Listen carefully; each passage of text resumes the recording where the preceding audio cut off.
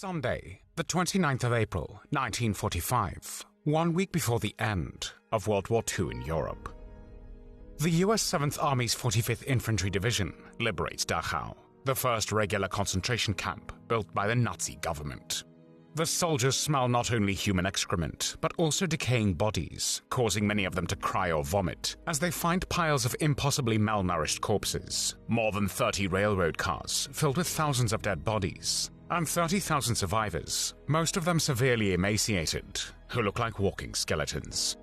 Thousands of them are sick and will die from typhus epidemics and starvation during the months following the camp's liberation. One of the key figures in the development of Dachau and other Nazi concentration camps, where prisoners were exposed to dehumanization and unspeakable atrocities, was Theodor Eicke. Theodor Eicke was born on the 17th of October, 1892, in Hampont, then part of the German Empire. He was the youngest of 11 children, and his father was a station master by profession. Eicke was not a good student. At the age of 17, he dropped out of school, and in 1909 he joined the German Imperial Army as a volunteer. The First World War began on the 28th of July, 1914, and Eicke served as a clerk and paymaster on the Western Front. In late 1914, he returned home on leave to marry Bertha Schwebel, with whom he had 2 children. He then fought at both the First Battle of Ypres in 1914, the Second Battle of Ypres in 1915, and at the Battle of Verdun in 1916.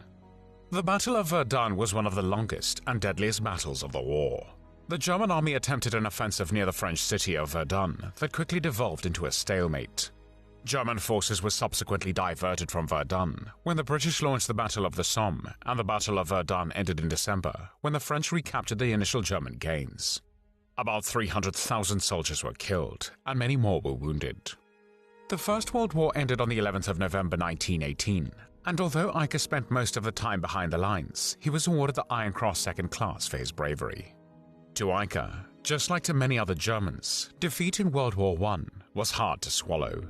He considered the Treaty of Versailles as humiliating and an insult to the German population, and his disgust of the Weimar Republic, which was the name given to the German government from 1918 to 1933, would have a profound impact on Eicke's future life and career. In 1919, he resigned from the army and began studying at the technical school in Ilmenau, but due to lack of funds and his radical political views, he was forced to drop out. He then decided to embark on a career in the police, and although he passed the police force exam, he found it difficult to find and keep a job, mainly because of his political activities. His career in the police ended in 1923, when he was fired because of his involvement in violent demonstrations against the Weimar Republic, which he openly hated. Theodor Eicke joined the Nazi Party on the 1st of December 1928, and around the same time he also joined the SA, which was a paramilitary organization led by Ernst Röhm. Eicke left the SA by August 1930 and joined the SS, where his talent and qualities as a leader were soon noticed by Heinrich Himmler. In early 1932, his political activities caught the attention of his employer, IG Farben, who subsequently terminated his employment. At the same time, he was caught preparing bomb attacks on political enemies in Bavaria, for which he received a 2-year prison sentence in July 1932. Eicke was able to avoid his sentence, and on orders from Heinrich Himmler, he fled to Italy. Italy, at that time, was already a fascist state under the rule of Benito Mussolini, and Eicke was entrusted by Himmler with running a terrorist training camp for Austrian Nazis at Lake Garda, and once even had the privilege of showing Italian dictator Benito Mussolini around. After Adolf Hitler and his Nazi party came into power in January 1933, the Nazis worked to dismantle democratic institutions, suspended civil liberties, curtailed the freedom of the press, and quickly implemented a series of discriminatory policies, primarily targeting Jews. The Nazi regime ruthlessly suppressed any form of dissent or opposition. Political opponents, including communists, socialists, and members of other parties, were arrested, imprisoned, or sent to concentration camps. Eicke had a difficult personality, and after his return from Italy in March 1933, he had a fallout with Josef Bürkel, a Nazi politician, who had him arrested and detained at the mental asylum in Würzburg. The same month, the first concentration camp, Dachau, was opened, and Himmler needed someone to effectively run the camp, because there were many complaints and criminal proceedings against the camp's first commandant, Hilmar Weckerle. When a director of the mental asylum told Himmler that Eicke was not mentally unstable, Himmler, in June 1933, decided to replace Weckerle with Eicke.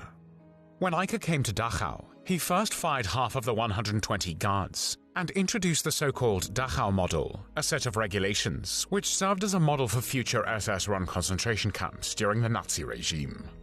He established new guarding provisions, which included rigid discipline, total obedience to orders, and tightening disciplinary and punishment regulations for detainees. Eicke introduced the concept of kapos, prisoners who were selected and given limited authority to enforce discipline among fellow prisoners.